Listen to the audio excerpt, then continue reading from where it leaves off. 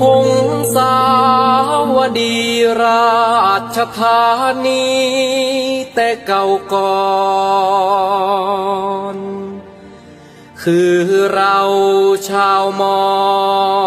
ญมองย้อนอดีตการ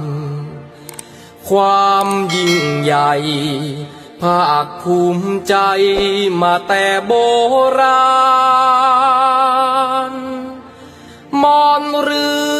รามันนั้นจดจา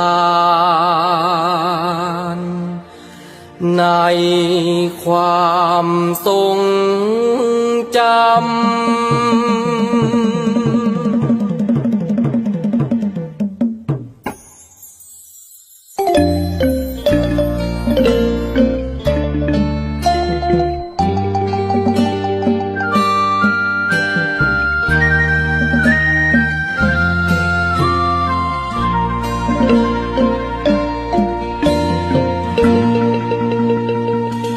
วันแรมหนึ่งค่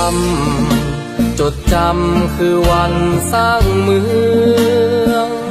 เดือนสามลือเลืองคือเมืองหงสาวดี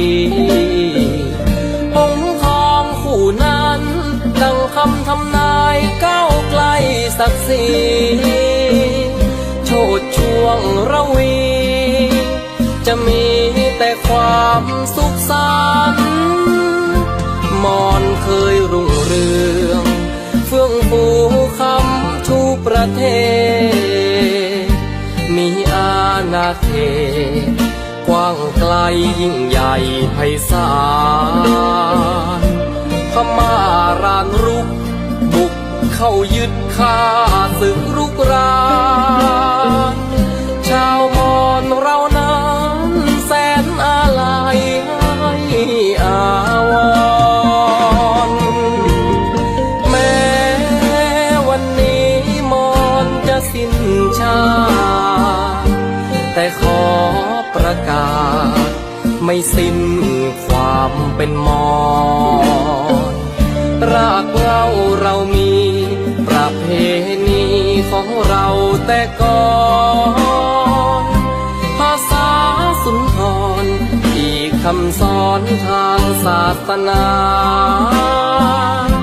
จารึกไว้มันมอญนั้นยังมีชนชาติสูญสิ้นอำนาจยังพังอาจก้าวไปข้างหน้ารักษา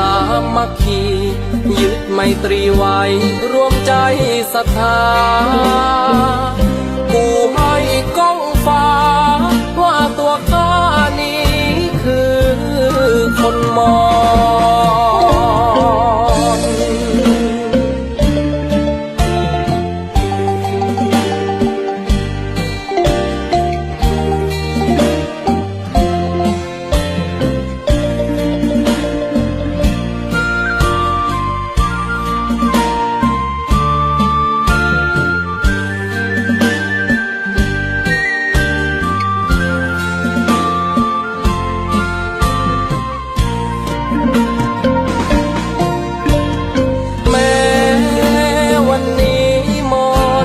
สิ้นชาติแต่ขอประกาศไม่สิ้นความเป็นมอญรากเรามีประเพณีของเราแต่ก่อนภาษาสุนทรอีกคำสอนทางศาสนาจารึกไว้มันมอญนั้นยังมีชนชาติสูญสิ้นอำนาจยังพังอาจก้าวไปข้างหน้ารักษามัคคียึดไมตรีไว้รวมใจศรัทธากูให้ก้องฟ้าว่าตัวข้านี้คือคนมอญกูให้ก้องฟ้าว่าตัวข้านี้คือคน